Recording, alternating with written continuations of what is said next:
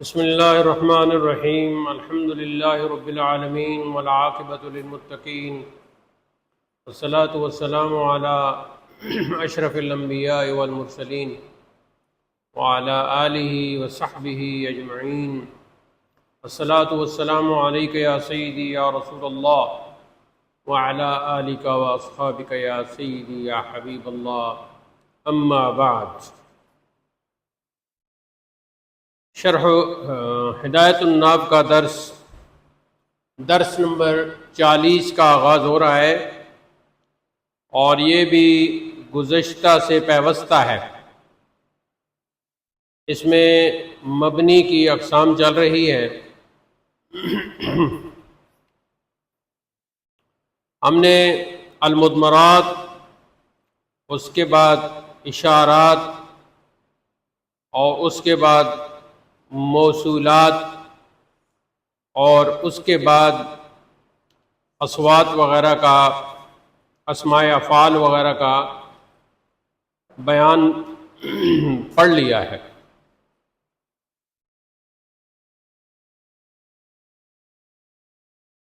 تو آج جو بقیہ اقسام ہے وہ انشاءاللہ امید تو ہے کہ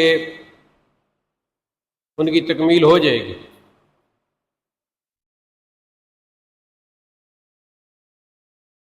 آپ کی کتاب کے مطابق ہماری عبارت کہاں تک پہنچی تھی؟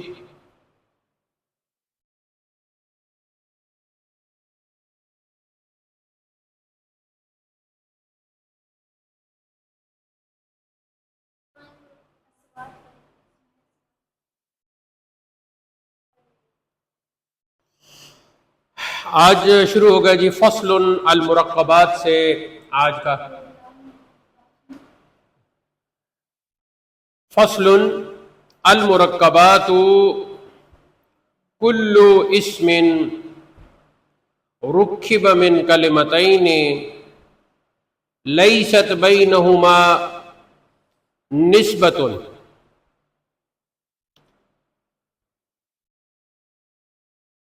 یہاں نسبت تو نہیں ہے نا، کچھ اور لفظ ہے۔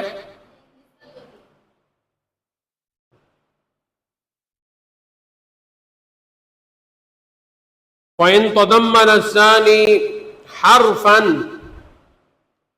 يَجِبُ بِنَاؤُهُمَا عَلَى الْفَتْحِ كَأَخَذَ 10 إِلَى 19 إِلَّا 12 فَإِنَّهَا معربة كالمثنى، وإن لم يتضمن ذلك ففيها لغات أفسخها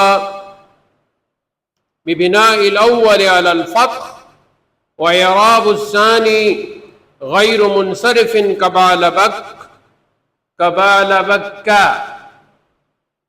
نحو جاءني بالبك ورأيت بالبکا ومررت ببالبکا۔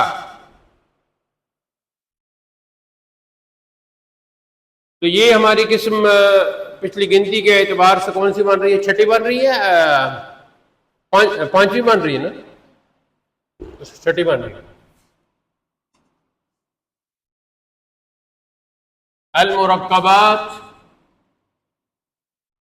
لیکن یہاں المرکبات سے مراد کیا ہے؟ خود مصنف نے اس بات کی وضاحت کر دی ہے۔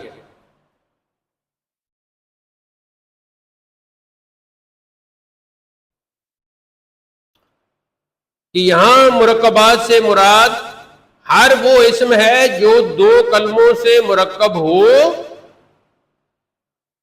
لیست بینہما نسبۃ، اور ان کے درمیان کوئی نسبت نہ ہو۔ نسبت کو کتنی قسم کی ہے؟ یا نسبت اسنادی ہے، یا نسبت اضافی ہے۔ نسبت اسنادی ہے، نسبت اضافی ہے۔ اسنادی سے کیا بنے گا؟ مرکب مفید بن جائے گا، یعنی ایک کلمہ کی دوسری کلمہ کی طرف جب اسناد ہوگی، جب نسبت ہوگی، تو ایک مفید معنی حاصل ہوگا، ناومیر میں بھی آپ پڑھ چکے ہیں، مفید معنی حاصل ہوگا جسے ہم اسی وجہ سے پھر ہم اسے مرکب مفید کہہ دیتے ہیں، اور اس کو چھوٹا سا جملہ بھی کہہ دیتے ہیں۔ تو چھوٹے سے چھوٹا جملہ جو ہے وہ مرکب مفید ہے، بڑے سے بڑا بھی مرکب مفید ہے، لیکن یہ دو کلمات سے وہ نسبت بھی نہ ہو۔ جیسے اب آپ نے کہا زید عالم، تو اسنادی نسبت آ گئی اس میں، زید مبتدا عالم اس کی خبر، جملہ اسمیہ خبریہ بن گیا، تو یہ زید مسند الیہ عالم مسند، یہ بن گیا، نسبت اسنادی ہوگی۔ اور نسبت اضافی جیسے بیت اللہ، تو یہ مرکب ہے، تو یہ ایک مرکب مفید ہے، اور بیت اللہ مرکب غیر مفید۔ تو اگر مرکب مفید ہو جیسے زید عالم، نسبت اسنادی ہو تو مرکب مفید وہ بھی مرکب، نسبت اضافی ہو تو مرکب غیر مفید جسے مرکب اضافی کہتے ہیں، جیسے بیت اللہ۔ لیکن یہاں کون سے مرکبات مراد ہیں؟ تو یہاں نہ تو نسبت اسنادی والا مرکب مراد ہے، نہ ہی نسبت اضافی والا مرکب مراد ہے، یہاں کوئی نسبت نہ ہو ان دونوں کے درمیان۔ فَإِن تَضَمَّ الثَّانِي حَرْفًا يَجِبُ بِنَاؤُهُمَا عَلَى الْفَتْحِ، پس اگر دوسرا کلمہ حرف کو متضمن ہو یعنی شامل ہو تو ان دونوں کی بنا یعنی بنیاد فتحہ پر واجب ہے، ان کا مبنی ہونا۔ مثال کیا دی؟ جیسے احد عشرہ 11 کو کہتے ہیں، ایسے ہی اثنا عشرہ کو چھوڑ کے تو پھر ثلاثۃ عشرہ، اربعۃ عشرہ، خمسۃ عشرہ، ستۃ عشرہ، سبعۃ عشرہ، ثمانیۃ عشرہ اور تسعۃ عشرہ۔ اثنا عشرہ جو ہے اس کو ہم مبنی نہیں کہیں گے، الا اثنا عشرہ فانہا موربۃ، وہ مورب ہے۔ اس کی وجہ کیا ہے؟ اس کی وجہ یہ ہے کہ اس میں تبدیلی آ رہی ہے۔ آگے کیا فرماتے ہیں؟ وَإِن لَّمْ يَتَضَمَّنْ ذَلِكَ فَفِيهَا لُغَاتٌ، اور اگر وہ متضمن نہ ہو کس کو؟ حرف کو، تو اس میں کئی لغات ہیں، ہاں فیہا لغات، اس میں کئی لغات ہیں۔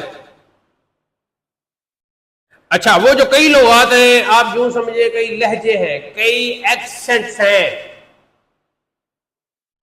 لغات سے مراد یہاں لہجے اور ایکسنٹس ہو گئے۔ اب کیا ہوگا؟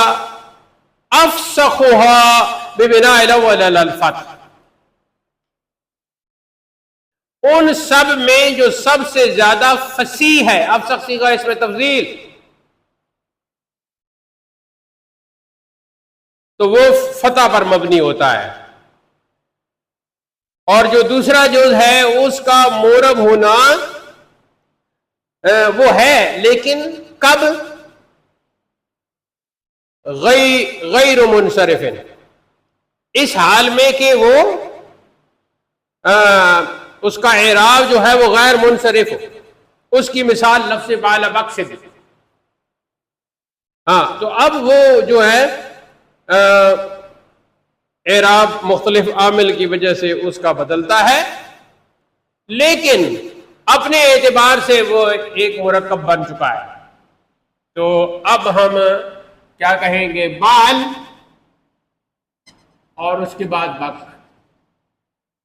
تو اب یہ دونوں مل کر ایک مرکب حقیقت میں مرکب ہے، لیکن ظاہری طور پر یہ ایک اسم بن گیا ہے، بال بک۔ اب اس کو رفعی حالت میں بال بک کو، نصبی حالت میں بال بک کا، اور جری حالت میں جو کہ غیر منصرف ہو گیا نا، تو مبنی کی صورت میں بنا تو بال بک کا۔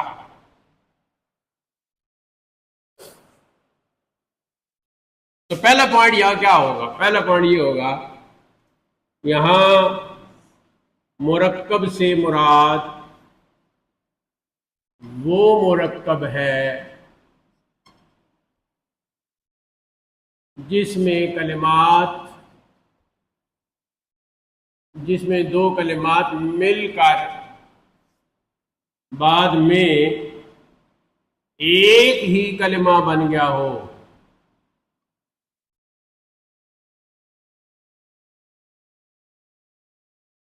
اس کو اس میں کوئی نسبت ملحوظ کو چھوڑ نہیں ہوتی، جیسے بالبک کو نوٹ، اس کو مرکب مزجی بھی کہتے ہیں، مزجی۔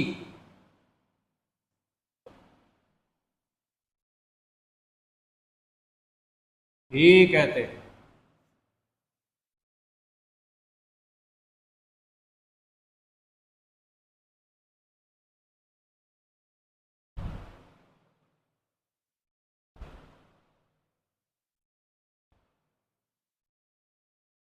یہاں ابھی آپ کے ذہن میں آ جائے گا نسبت اسنادی، نسبت اضافی، توصیفی بھی کل ہے، بات سمجھانے کی ہوتی ہے، لیکن آپ کو بعد میں شک پڑ جائے گا۔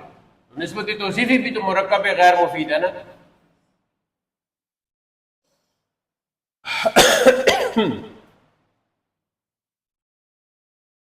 جب یہاں لکھیں گے اس میں کوئی نسبت نہیں ہوتی تو وہ لکھ لینا، نسبت اسنادی، نسبت اضافی، نسبت توصیفی، ان میں سے کوئی نہیں ہوتی۔ اور یہاں نئی بات لکھ لینا، اس کو مرکب مزجی بھی کہتے ہیں۔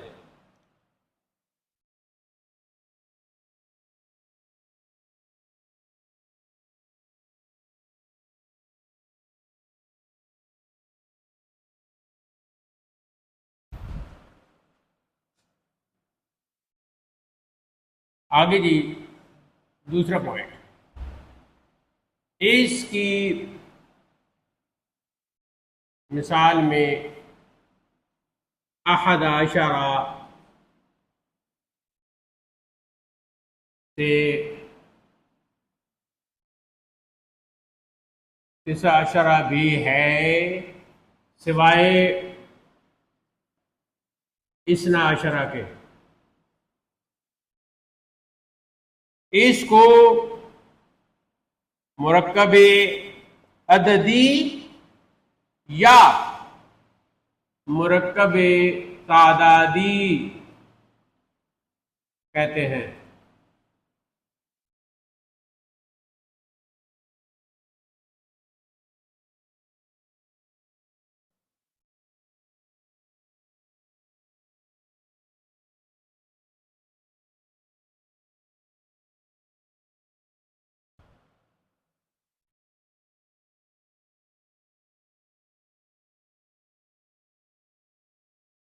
تو اب یہ سارے احد عشرہ مبنی، اثنا کو چھوڑ ثلاثت عشرہ مبنی بر فتح، اربعۃ عشرہ، خمسۃ عشرہ، یہ سارے تسعۃ عشرہ تک مبنی بر فتح ہیں، دونوں جز۔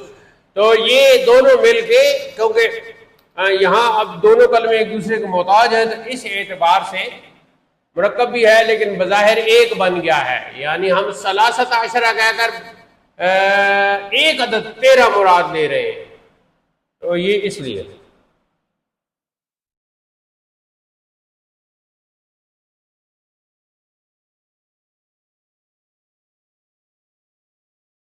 اور اثنا عشرہ میں کیا ہوگا؟ تیسرا پوائنٹ بنا لیں، اثنا عشرہ میں صرف دوسرا جز یعنی عشرہ مبنی ہے، وہ مبنی بر فتح ہی رہے گا۔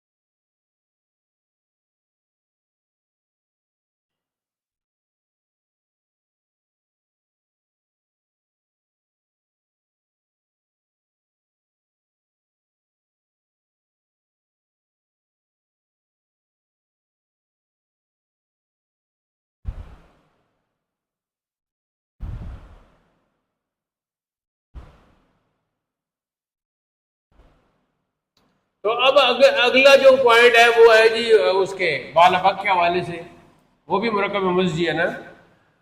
تو اس میں کیا کہا، اس میں مصنف نے ایک بات کی ہے کہ وَإِن لَمْ يَتَضَمَّنْ ذَلِكَ فَفِيهَا لُغَاتٌ، اس میں بہت سارے لہجے ہیں، بہت سارے یعنی کہ اعراب کی صورتیں ہیں. افسخها ببناء الاول على الفتح واعراب الثاني غیر منصرف. سب سے زیادہ فصیح جو لغت ہے نا وہ یہ ہے جو مصنف نے قرار دی ہے. وہ کون سی ہے جی؟ کہ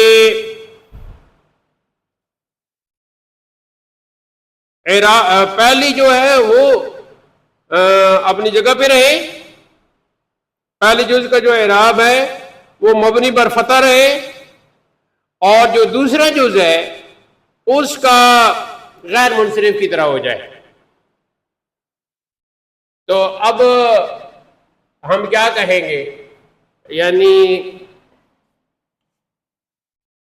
بالو ابکو. تو اب یہ کلمہ، یہ مرکب جو ہے بعد میں ایک صورت اختیار کر گیا، لیکن پہلا جز جو بالو ہے اس کے بارے میں انہوں نے کہا کہ سب سے فصیح یہ ہے کہ یہ مبنی بر فتح ہو. تو اب اس کے اوپر تو پکی زبر آ جائے گی، بالا، اس لیے مبنی بر فتح رہنا ہے.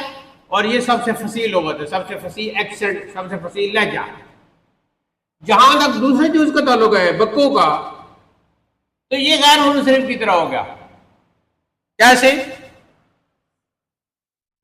وَإِعْرَابُ الثَّانِي غَيْرُ مُنْصَرِفٍ، اور ثانی جو جز ہے اس کا اعراب غیر منصرف کی طرح کریں. رفع حالت میں بکو، نصبی حالت میں بکا، اور جری حالت میں بھی بکا. کیسے بولیں گے؟ چوتھا پوائنٹ بنا لے تاکہ آپ کو یاد بھی رہے. مرکب مزجی جیسے بالابکو میں پہلے جز، اس میں پورے لکھ لیتے تاکہ آپ کو یاد بھی رہے. میں کئی لغات ہیں،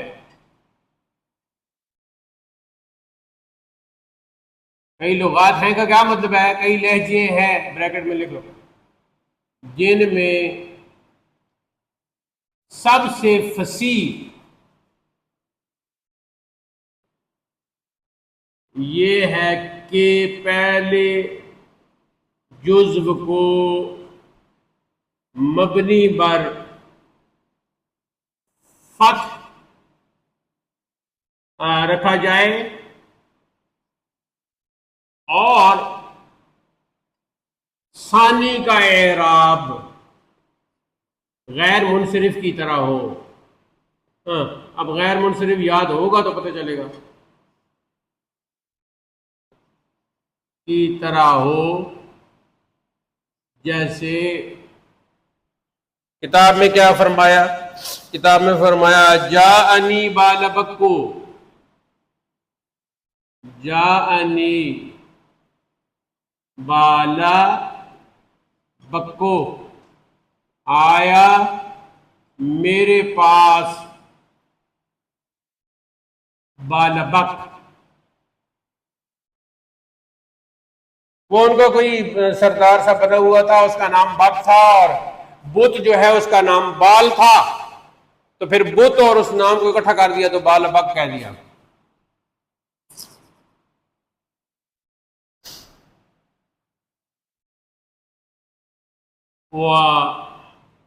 وَرَأَيْتُ بالابکا، اور دیکھا میں نے بالابک کو. ہاں، غیر بے جان چیزیں ہوں وہاں کو لگانے کی ضرورت نہیں. وَمَرَرْتُ بِبَالَ بَكَّةَ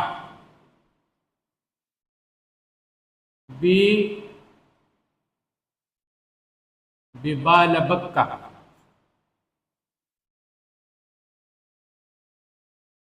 بِبَالَ بَكَّةَ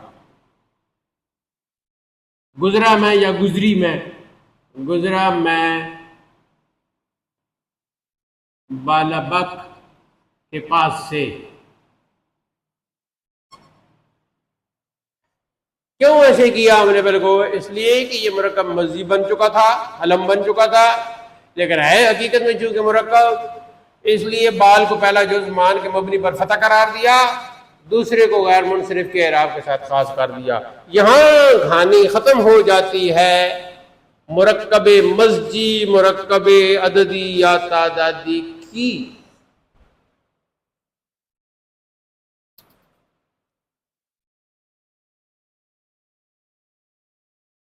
ساتویں نمبر پر ہے جی الکنایات.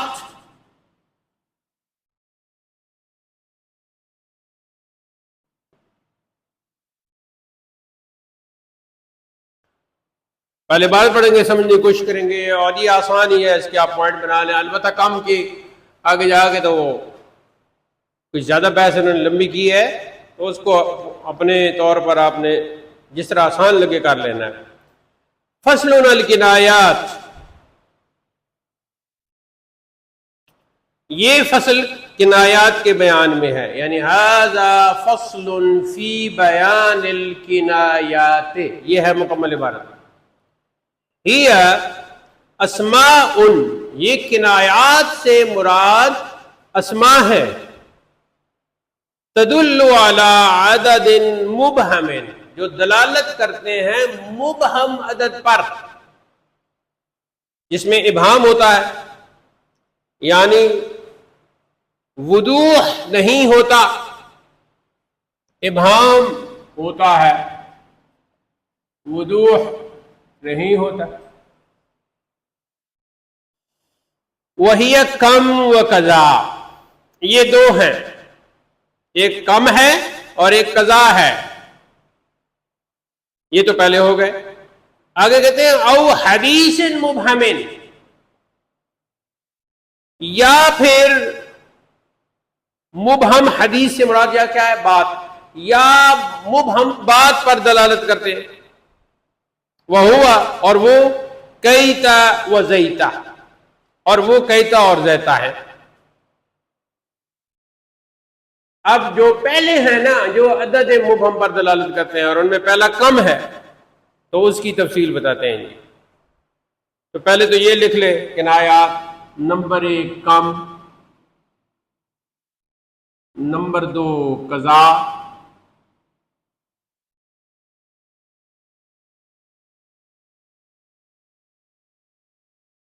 نمبر 3 کیتا،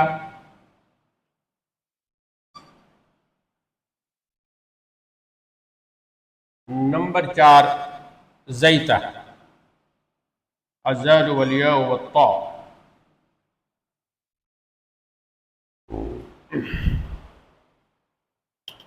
یہ پہلا سیٹ جو ہے یہ عدد مبہم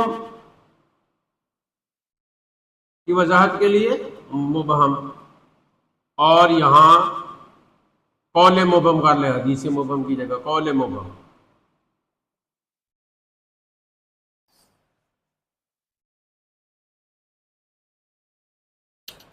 اب کم کی تفصیل شروع ہوئی.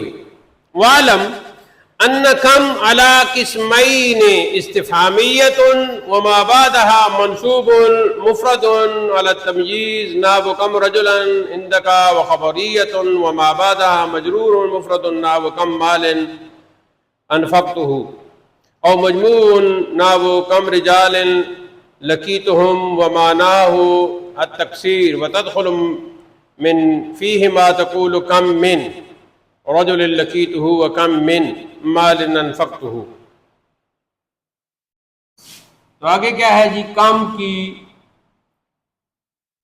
قسمیں، نمبر 1 استفہامیہ، نمبر 2 خبریہ۔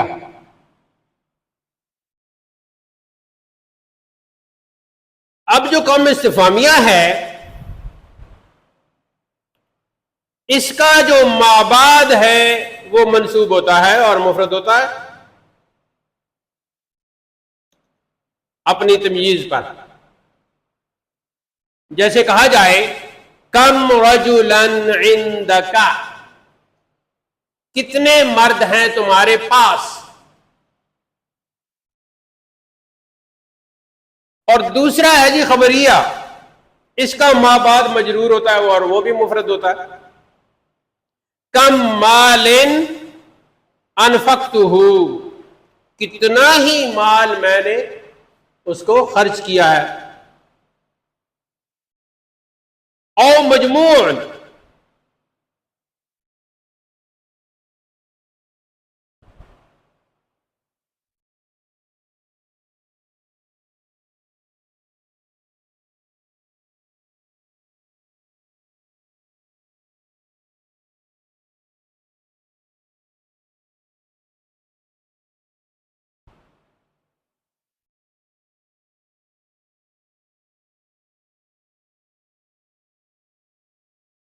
یہ 2 صورتیں ہو گئی۔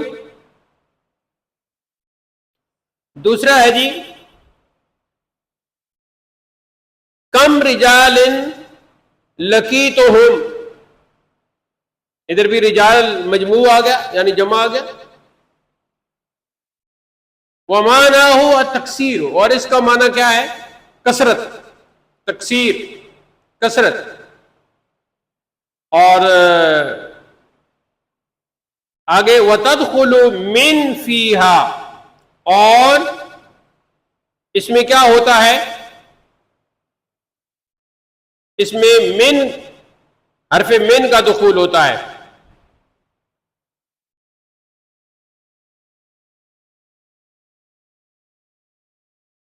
دونوں میں تقول، آپ کہو گے کم من رجل لقیتہ،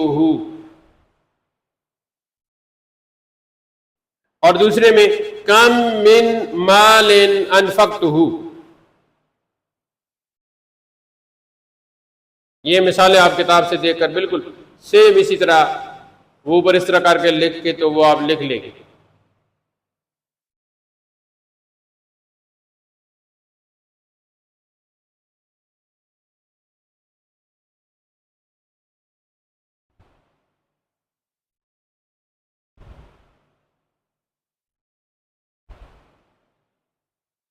تو یہ جو پہلے مجرور مفرد کہا تو آگے مجموع کی مثال بھی دے دی، تو ہم کہیں گے کہ کبھی مجرور مفرد ہوتا ہے اور کبھی مجرور مجموع یعنی جمع ہوتا ہے، جیسے کم رجال کی مثال دے دی۔ اب ظاہر ہے عدد جو ہے تھوڑا ہے، عدد زیادہ ہے اور عدد درمیانہ بھی ہے، تو اس مناسبت سے پھر یہاں تمیز جو ہے وہ اس کا لحاظ رکھا گیا ہے۔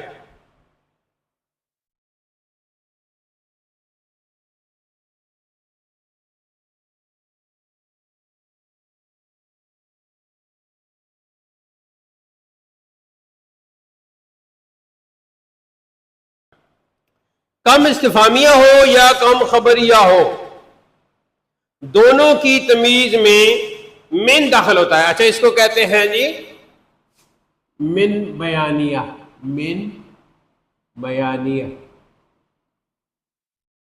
تو دونوں میں کم استفہامیہ ہو یا کم خبریہ ہو، دونوں من کے ساتھ بھی استعمال ہوتے ہیں۔ تو ظاہر ہے جب من آئے گا تو سیدھی سی بات ہے پھر اس کا اپنا وہ مجرور ہو جائے گا نا، من جار جو ہے، تو اسے من بیانیہ کہتے ہیں۔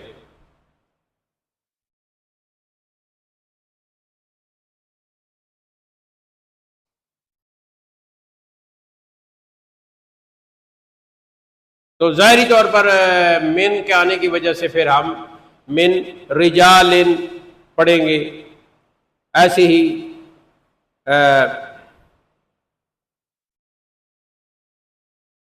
من مالن پڑھیں گے.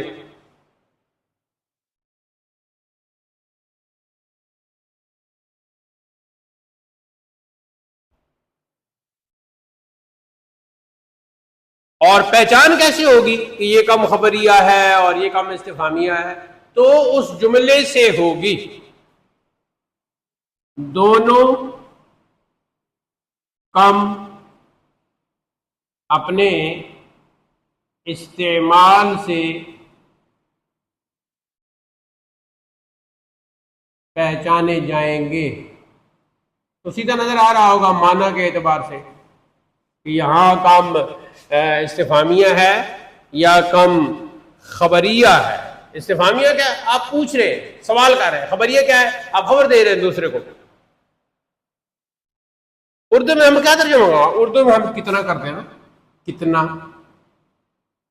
تو دیکھو ہم اس کا اردو میں بھی استعمال استفہامیہ اور خبریہ دونوں انداز میں کرتے ہیں. دیکھو آپ کے پاس کتنی کتابیں ہیں، اور یہ کتنی استفہامیہ تھا. اس کے بعد آپ کہتے ہیں کتنی کتابیں میں نے پڑھی ہیں. تو اب کتنی خبریہ تھا، یعنی میں نے بہت کتابیں پڑھی.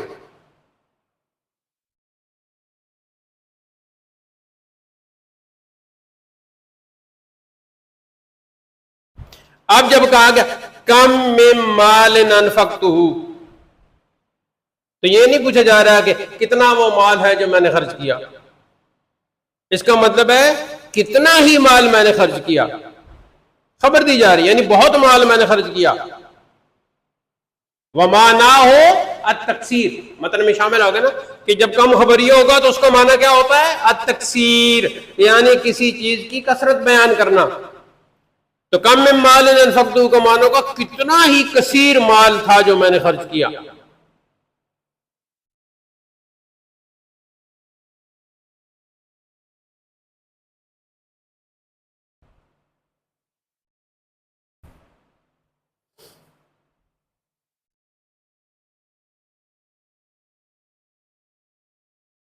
آگے جی وقد یوزف التمییز لقیام قرینۃ نحو کم مالک،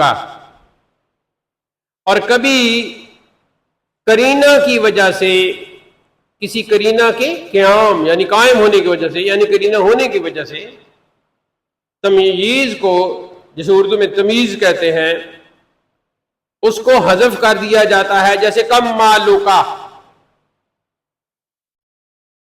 اس کا معنی کیا ہے؟ اے کم دینارن مالو کا. تو جب کہا جائے گا کم مالو کا تو مطلب اس کا ہوگا کم دینارن مالو کا. تو پھر آپ اعراب بھی ٹھیک ہو گئے، یعنی تیرا مال کتنے دینار ہے، مال و دولت. اور دوسرا وہ کم ضربت، اس کا کیا معنی ہوگا؟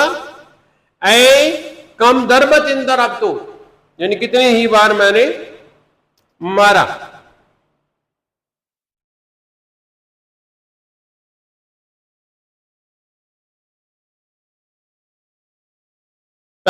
پہلی مثال کم مالو کا وہ استفہامیہ کی ہو گئی، اور دوسری کم ضربتو یہ کم خبریہ کی مثال ہو گئی.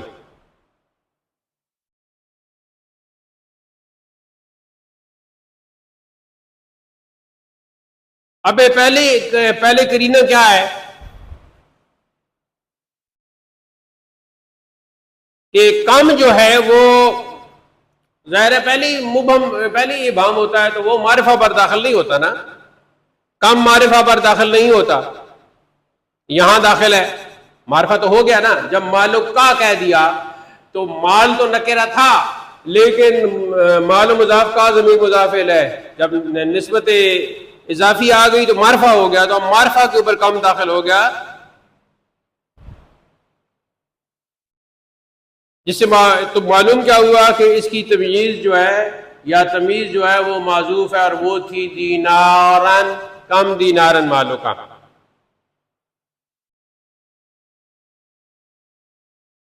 اور دوسرا یہ ہے کم ضرب تو فعل ہے نا، تو یہ بات بھی ہے کہ کم فعل پر داخل نہیں ہوتا، تو یہاں اب داخل ہے، تو یہ قرینہ ہے کہ یہاں تمییز اس کی معذوف ہے۔ تو جب ہم کہیں گے کم ضربتن ضربتو، تو پھر ضربتن یہاں آ گیا نا، اس میں مصدر آ گیا، تو پھر کم کا دخول ٹھیک ہو گیا، تو ہمیں اس قرینہ کی وجہ سے پتہ چل گیا۔ تو پہلے یہ تھا کہ کم معرفہ پر داخل نہیں ہوتا، قرینہ نمبر 1 کم معرفہ پر داخل نہیں ہوتا، تو اس قرینے سے ہمیں پتہ چل گیا۔ قرینہ نمبر 2 کم فعل پر داخل نہیں ہوتا، تو اس قرینے سے ہمیں تمیز کے معذوف ہونے کا پتہ چل گیا۔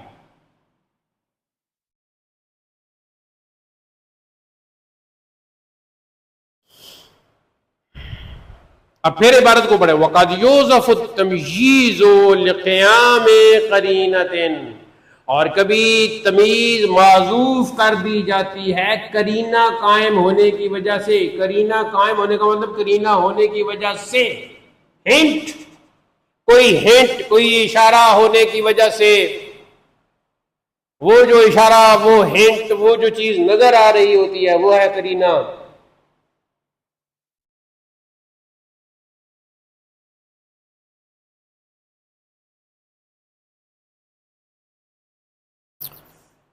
نحو کم مالو کا، تو مالو کا معرفہ ہے تو اس پہ کم داخل ہو گیا، تو نہیں ہونا چاہیے تھا، تو پھر کیوں ہوا؟ تو ہم کہیں گے کہ اصل میں تھا کم دینار مالو کا۔ دوسرے کی مثال کم ضرب، تو ہم کہیں گے کہ قرینہ موجود ہے یہاں مصدر کے یا اسم کے تمییز کے معذوف ہونے کا۔ وہ کون سا قرینہ؟ وہ قرینہ ہے کہ فعل پر کم داخل نہیں ہوتا۔ یہاں تک تو کم کی پہلا جو حصہ تھا وہ بیان ہو چکا ہے، ابھی مباحث جو اس کے ہیں وہ اور باقی ہیں، دیکھتے ہیں آج کم کے مباحث پورے ہوتے ہیں یا نہیں، کیونکہ ہم نے اور بھی بہت کچھ پڑھنا ہے، اور آلریڈی ہمیں 38 منٹ ہو چکے ہیں۔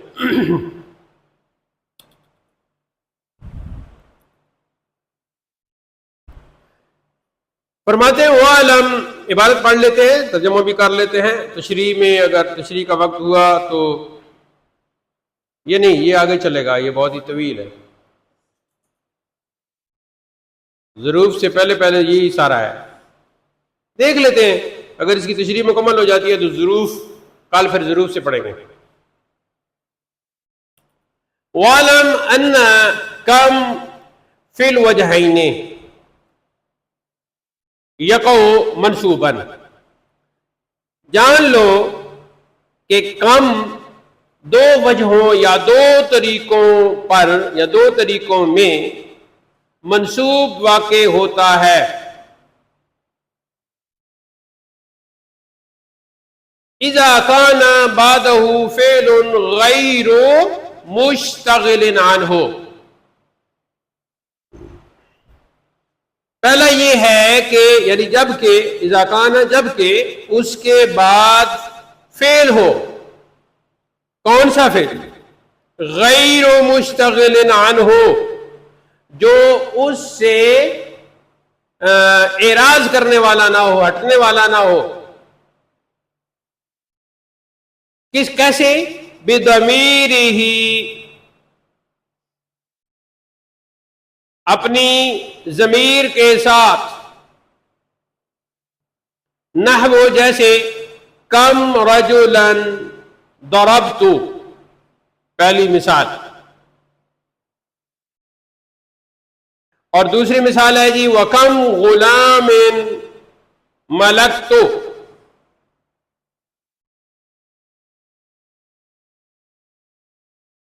آگے کیا فرماتے ہیں؟ مفعولا بہ، ہاں، یعنی یہاں کم جو ہے وہ مفعول بہ نہ ہو رہا ہو۔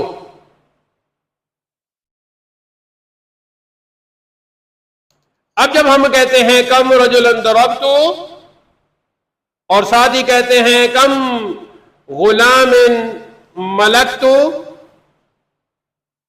تو یہاں تو مفعول بہ بن رہا ہے، واقع ہو رہا ہے. جیسے کم ضربتن ضربت، اور کم ضربتن ضربت وہاں مصدر ہو گیا. وکم یومن آگے میرے خیال میں سر تو ہے نا، یا سرتا بھی پڑھ سکتے ہیں.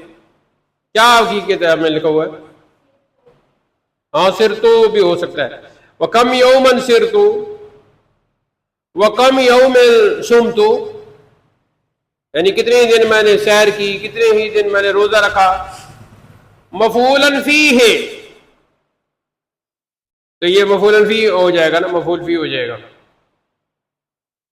یعنی دونوں مثالوں میں مفعول فیہ ہے نا، سر تو بھی اور سم تو بھی. وہ مجروراً، اور مجرور واقع ہوتا ہے، یعنی ظاہر ہے پہلے حرف جر آ جائے گا اس میں. اذا کان قبلہ حرف جر، یہاں مٹا ہوا ہے میرے خیال میں حرف جر نہیں ہونا چاہیے، حرف جر، حرف کے بعد جر کا لفظ ہے حرف جر. او مضاف، ہاں او مضافن یا مضاف ہو تب بھی یہی صورت ہوگی. نحو بکم رجلا مررت، وعلی کم رجل حکمت. ہاں مررت میں گزرا اور حکمت یعنی کہ میں نے ان پر حکومت کی یا ان کے درمیان فیصلہ کیا. وغلام، کم رجلا ضربت، ومالا بھی کہہ سکتے ہیں. کم رجل صلبت، یہ تو مجرور کی ہو گئی. ومرفوعا، اور مرفوع بھی واقع ہوتا ہے. اذا لم یکن شیئن ہونا چاہیے، کیا لفظ آگے؟ ہاں اذا لم یکن شیئن من الامرین، یہ اس صورت میں ہوگا جب کیا ہو، جب کوئی شے ان دونوں میں، ان دونوں امروں میں. کون سے دونوں امروں میں؟ وہ آگے لکھی ہوئی ہیں. مبتدان، ہاں من مبتدا امرین مبتدان ان لم یکن، آگے کیا ہے؟ ظرفن. ہاں مبتدا بھی واقع نہ ہو رہا ہو،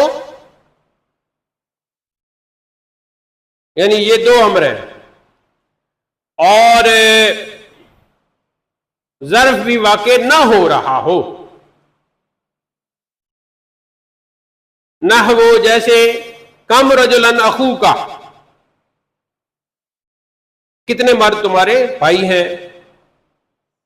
اور دوسری مثال وکم رجل ضربتہ، یہ خبریہ کی مثال ہو گئی. وخبرن، اور خبر کب؟ ان کان ظرفن، اگر وہ ظرف ہو، جیسے کم یومن، سفروں کا ہونا چاہیے، سفروں کا. ٹھیک ہے، یہاں بہت اس کتاب میں مٹا ہوا ہے. کم یومن سفروں کا، اور آگے ہے جی وکم شہرن سومی.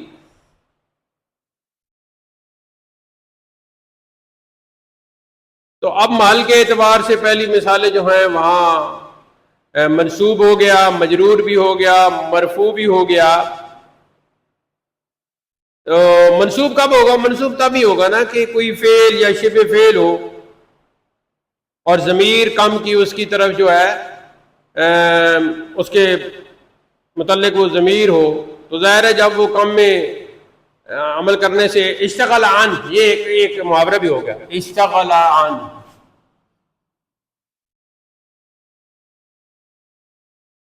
اور اس کے مقابلے میں اشتغل فی.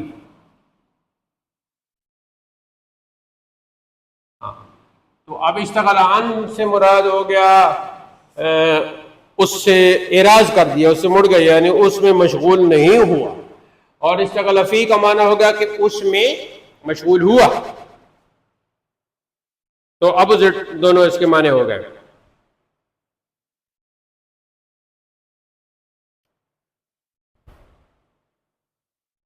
اور ایک جگہ مفعول مطلق کی مثال ہو گئی، اور جیسے دربتن جہاں کہا، مفعول فی کی بھی مثال ہو گئی. کم سرتوں میں مفعول فی کی مثال ہے. کم یومن سمتو کی بھی یہاں بھی مفعول فی کی مثال ہے. ظاہر ہے یہ خبریہ ہے، پہلا استفہامیہ ہے. مجرور کی بھی مثال ہو گئی. تو حرف جر ہو یا مضاف ہو تو مجرور ہوگا، یہ صورت نکل آئے گی. تو ویسے ایک قانون یاد رکھیں آپ کہ کم ہمیشہ صدارت کلام کو چاہتا ہے.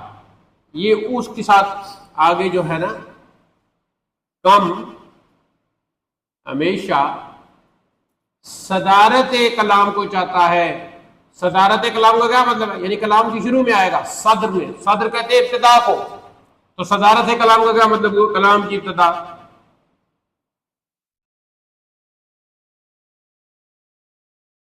کم ہمیشہ صدارت کلام کو چاہتا ہے، یہ تو پکا ضابطہ ہے. لیکن یہاں جب ہم نے با حرف جار داخل کر لیا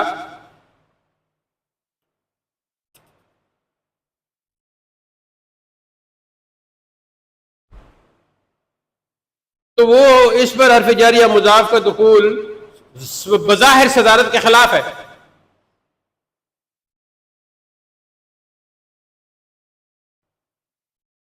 تو یہ ایک خفیف سا عمل ہے اور معنی پہ اس طرح کو فرق نہیں پڑ رہا، تو یہاں جائز رکھا گیا ہے. اہل زبان یہاں بول دیتے ہیں کبھی کبھی کہ کم کے اوپر حرف جار کا دخول کر دیتے ہیں. اس کی وجہ یہ ہے کہ اب اگر یہاں مثال کے طور پر یہ کم ہے نا، تو یہاں اگر حرف جار نہ لگائیں تو کہاں لگائیں؟ بعد میں تو لگا ہی نہیں سکتے. تو شروع میں ہی پھر جگہ تھی جہاں انہوں نے لگا دیا. تو عمومی ضابطہ کم کا یہ ہے کہ وہ صدارت کلام کو چاہتا ہے. لیکن جہاں حرف جر کی ضرورت پڑتی ہے یا اس سے پہلے کوئی حرف جر کی جگہ کوئی مضاف آ جاتا ہے، مان ضرورت پڑتی ہے کا مطلب کیا ہوتا ہے؟ معنی کے اعتبار سے، مانوی کوئی مقصد ہے. تو وہاں پھر با حرف جار بعد میں تو ہے ہی پکا ممتنع، وہاں تو ممنوع ہے، وہاں تو ہو ہی نہیں سکتا، تو پھر یہ شروع میں لگا دیتے ہیں.